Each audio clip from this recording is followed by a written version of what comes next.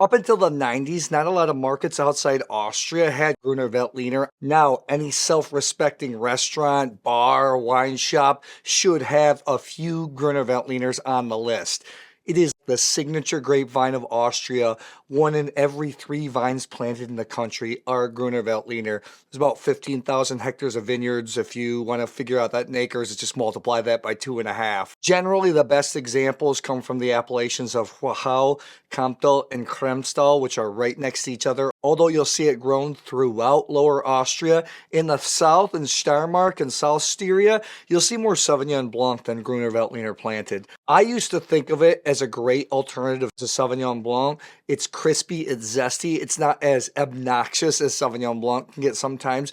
What I really like about Grüner Veltliner, it has those limey Thai basil, white pepper, snap green pea notes. Those are the fresh examples. When you get to more serious single vineyard, low yield examples, I used to think they act a lot like Austrian Riesling. In fact, I'd get in blind tastings a lot of high-end Austrian Rieslings, a lot of high-end Grüner Veltliners confused. I remember one time I was talking to somebody about this and they were like, no, it's so easy to pick it out. And then when I was talking with some of my fellow Austrian wine professionals, they said, in Austria, if you haven't confused Grüner Veltliner and Riesling in a blind tasting, you're not a wine pro. That being said, years ago, Jancis Robinson wrote an article where she was invited to a tasting of high-end Grüner Veltliners versus Chardonnays and white Burgundies around the world, where some of the higher-end Grüner Veltliners did better. So I never thought of it like a Chardonnay or white Burgundy, but I guess we'll see. Grüner Veltliners, is they're so food-friendly, they're so affordable. And while the serious ones can be more expensive, they're relative values in the world of fine wine today. I've got 10 different examples, 5 fresher styles, and 5 more serious styles. I'm going to do something a little bit different in this video. I'm going to do 2 sets of blind tasting. I felt like it wasn't fair to put all the fresh examples in with the more serious examples, so we'll taste the fresh ones first. You can hear my voice is kind of weak. I lost my voice after the crazy holiday season, but I'm behind in shooting, so I got to get this done. Grüner Veltliner has it going on because it can be affordable. It's exotic, but yet it's fairly easy to pronounce, or you can just call it Gruner, GV for short. This is the first video I'm shooting on my new Sony FX30, my old A-cam, my Canon M50 will be quasi-retired. I've loved this camera. I've used it for the last almost 4 years now. It's still a great camera.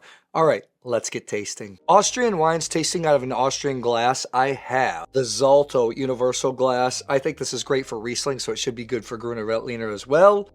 Wine 1 comes out of the gate swinging. It's not a simple wine by any stretch. I just get that limey note. This one has some stoniness, some flintiness that us wine geeks go crazy over.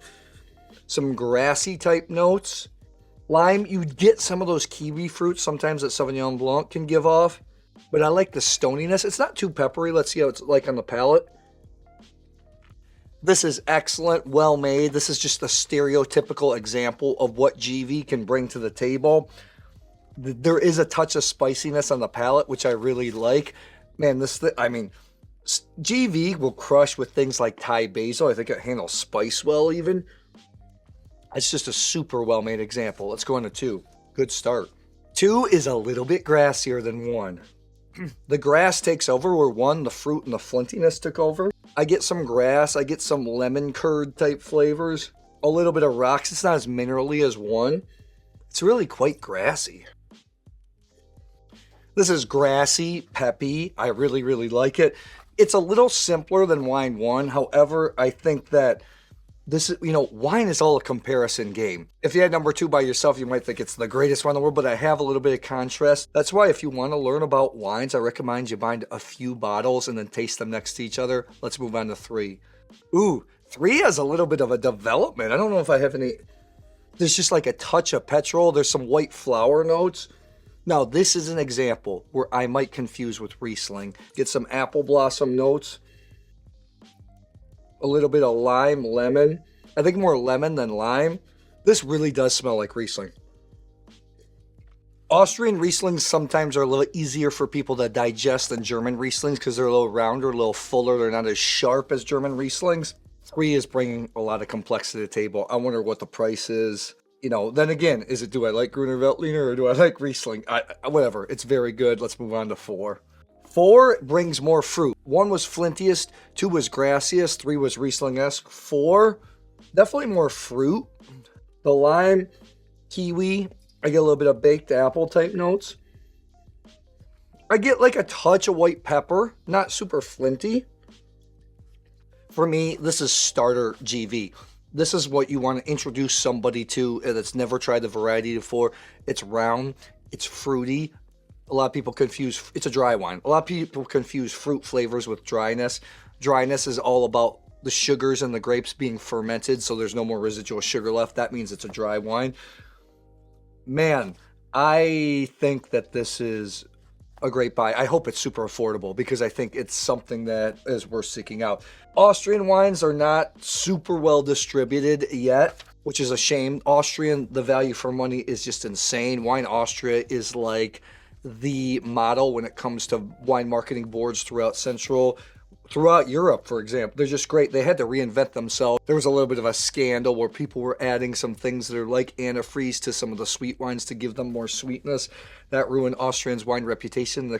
The country's basically built itself back up for them. I can't remember if that was the late 80s or early 90s. But now the wines are just absolutely stunning, both the whites and the reds. Let's move on to 5. 5 is like in between. It's the nice balance between all of them. I don't get as much fruit, I don't get as much grass, I don't get as much flint, but I do get all of it. It all comes together nice. A lot of the flavors of everything just kind of put together, not so explosive. The palate is what really delivers here. There is texture, there's length. That's what I love about GV. You're getting a lot of wine for the money.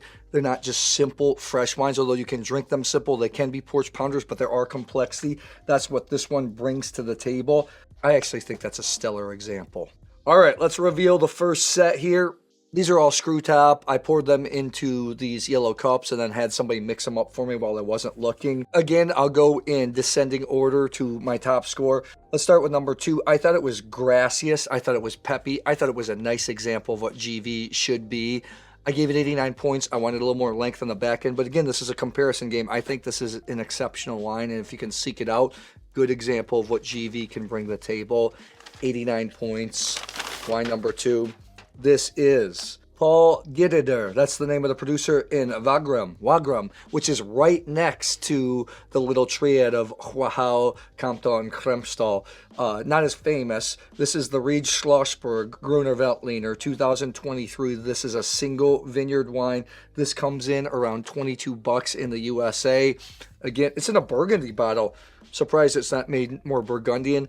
Just good, straightforward example of what Grüner Veltliner can be. Again, people think of Kremstal, Wachau, Kamto is like the only areas for GV. But man, you can see this nice examples made in other parts. And I love the Austrians, the Germans, how specific, how precise they are with their wines. You see it's a single vineyard wine for $22. I mean, you can't complain about that. Let's move on here to number 4. I thought it was the fruitiest. This might be the friendliest GV we have here. It's just something that everybody's going to like. 90 points. I thought it was very, very good. More fruit-based. Let's take a look. 90 points. This is the Steininger Grüner Veltliner from Kamtal. This is 2023. This comes in at $18 in the US. So in Europe, we're probably looking at like 12 euros, 10 euros. I think this is outstanding. This is a super friendly wine, typical flute bottle. I do not know this producer that well. You know, I love Austrian wines. I don't spend as much time in the country as I'd like to. This is just fruity, straightforward. This is delicious. $18, that is a steal if you can find that. The cool thing is if you can't find some of these wines, Grüner Veltliners, usually whatever's imported in the US, it's going to be a safe bet. Austrian wines are of super high quality, so you're not going to go wrong. But if you can find these, seek them out. Let's move on to my top 3. Some big time wines for fresh wines. Let's move on to wine number 1. Lime, kiwi grass. It was the flintiest, I said. And us wine nerds like that flinty, gun flinty flavor. I gave it 90 plus points. I think it was really good. It was like a more serious Sauvignon Blanc, so to speak. 90 plus points, number 1. Let's take a look. This is very good producer. This is Christina Netzl. This is the Grüner Veltliner from Carnuntum, which is just north of Burgenland on the border of Slovakia. Some beautiful Blaufränkises, Zweigouts being made there. This comes in at $19, 2023. Carnuntum Man, let's see, on the back it says aromas like green apples, lemon zest, yes, juicy, refreshing, peppery on the palate. I've had a vintage of this in the past. I wasn't as impressed with. I actually like some of her natural wines, some of her crazy wines a little bit more, but I think this is very nice. 90 points at 18 bucks. I mean, look at the value. 90 plus points at 18 bucks. Look at the value Grüner Veltliner is bringing to the table. Outstanding. Let's move on to the top two.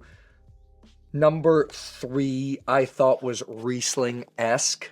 That's why I really liked it. And then I was like, oh, do I like GV or do I like Grüner Veltliner?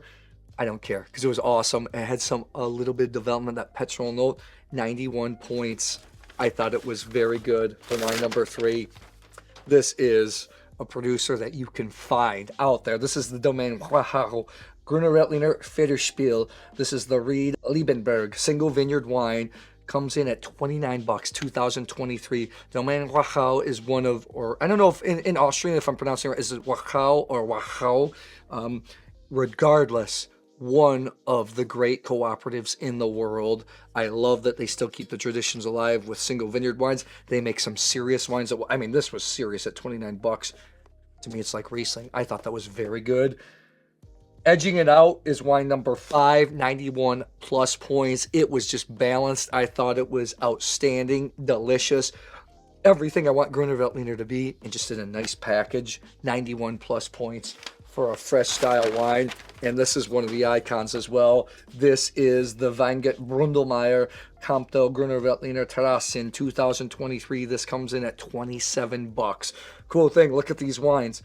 Coming at 12.5 alcohol, low alcohol, yet they have body. They're super enjoyable to drink. That was a good start. Let's move on to the more serious wines, and I'll taste the Brundlmayer versus the serious wine. If you want to hang out with me and other wine geeks, I want you to check out channel memberships. There's several tiers, but in the second tier, the Grand Reserve tier, every month I do a live hangout tasting. You can come up on screen, talk shop with me, hang out, talk about your wines. Reserve members also have full access to the library of those live tastings, which is great. There's other stuff in the works, and it supports the work I do here, so thank you so much. Okay, the tasting I was really interested in. These are the more expensive ones, the ones that are meant to be more serious. Let's start out with wine 1.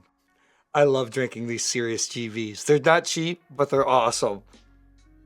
Okay, you already get more yeast contact. And what I mean by that was when the yeast cells die, they fall to the bottom. And a lot of producers stir them up with the wine because it adds a creaminess to the wine. It also stabilizes the wine. And you get some of that creaminess here. More intense flavors of lime. This definitely has the Thai basil type notes. Oh, it's like, it has some lemony Riesling-esque characteristics. I'm getting a little excited. Let's start here. Definitely more weight on the palate. Not as zingy. It doesn't have as much acidity. But man, what separates great wines, especially when you start to move into white wines, is texture here. And this has got texture for days. My mistake as well, I have 6 of the serious wines here. I thought I had 5. Sometimes I miscount. Again, I Coravin these and had somebody mix them up for me like normal.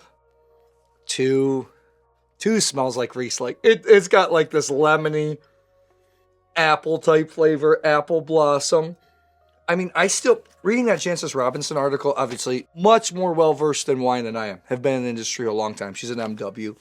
I still don't see the Chardonnay GV comparison. I do, maybe Chablis, but mostly Riesling for me. Apple, lemon, white flower flavors. That is really, really, really good. Again, not so sharp. Austrian Rieslings and these high-end GVs, they don't have the acidity like German wines. So I think they're friendlier. They're more user-friendly in a way. The finish on this killer. I'm still tasting that. That's a wine. Now that is a wine. Let's move on to 3 here. I mean, I got a lot of white wine videos up. White wines are so much more exciting to me than red wines, especially like for daily drinkers. 3 has more grassy type flavors. More lime. It's got like this waxiness to it. So I get grass. I get this waxiness. I get like a little dried guava.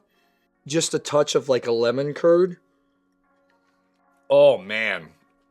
This is the spiciest one of the bunch. It's exactly what I want when it comes to GV. That is a wow. These are so good. Every time I drink GV, I'm like, man, why don't I drink more of it? Let's move on to 4. 4, again, more waxy. This is where I think you could convince it with some type of Chablis, high acid, white Burgundy. You get that waxiness. You get a little bit of a dried peach flavor with some lemons. Some mineral notes. A serious nose here. I want a little more zippiness, but man, it's a heck of a... This is the type of wine where I think you could be confused in a blind tasting of white Burgundy or other Chardonnays. That was really good. I like kind of the ones that reminded me a little more of Riesling, like 2 and 3, but that was still good wine. Let's move on to 5. 5, man. The most distinctive. This is like Thai Basil City. Grass. This is not Riesling, that Chardonnay. This is GV. I'm going to give this a lot of credit. This reminds me of GV. Thai basil, lime, white pepper. That's just a serious wine. I want to find out what that wine is. My goodness, that is good. I love great whites when they have this texture, this gritty, like sandy texture on the back end. That's what this has. No, you're not just drinking a simple industrial wine. This is a wine that has care. This is a wine that's made serious. The Austrians, the Germans really pay attention to their whites. There's such crystalline flavors. Let's move on to 6 here. God, these are exciting wines. Let's move on to 6. 6, again, is balance. It has a little Riesling note, it has like that little white flower flavor, has a little apple, but it has like that lime. It's a nice balance in between. Gosh, these are some exceptional wines. You ready for the reveal? I'm gonna have to start drinking more GV again. These are great, exceptional. There are no losers here. Wine 1 had the texture a little Riesling-esque. It was quite yogurty. It's the one that started out the tasting. I gave it 92 points. I thought it was very good. It was a great start to this. A little bit Riesling-y, but it's still, you knew it was GV, 92 points. I thought it was very good. This is the dead ringer in the bunch. This is American, baby. This is the one American. Markus, Grüner Veltliner, Single Vineyard, 2023.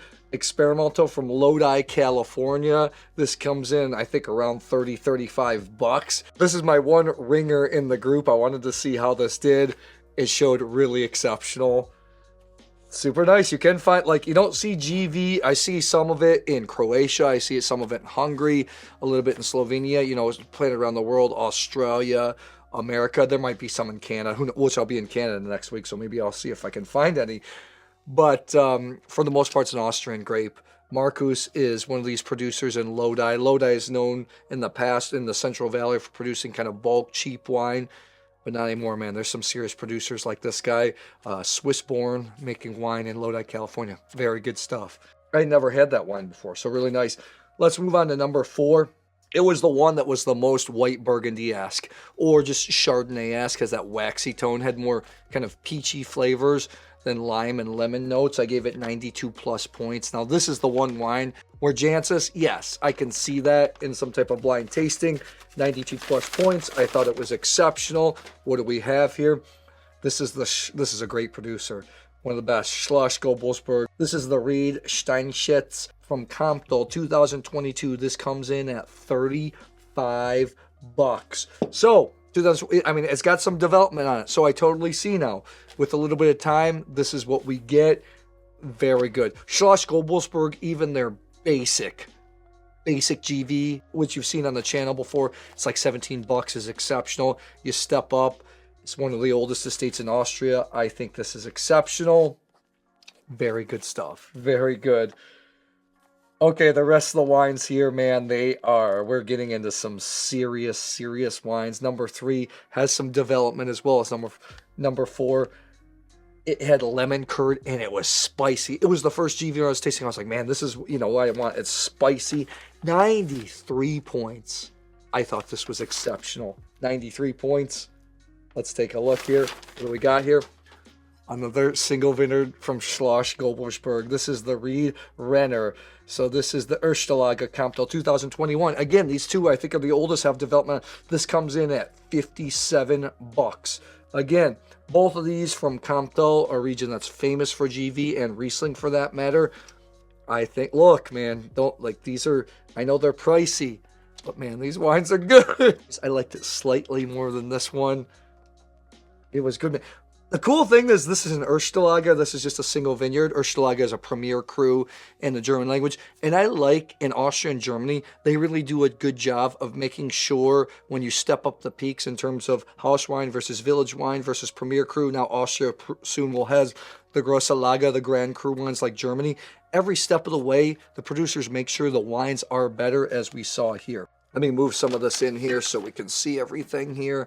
I love German Rieslings to death, but I have to say 2 of maybe my top 5 most memorable Rieslings were from Austria. One was from Schloss, Gobelsburg, which was their tradition Riesling. I don't know if they make it anymore. Then also the Nikolaev, the Vinotech Riesling, which is absolutely outstanding. Okay, anyway, the only reason I talk about Riesling is I have the next 3 here that kind of remind me a little bit of Riesling.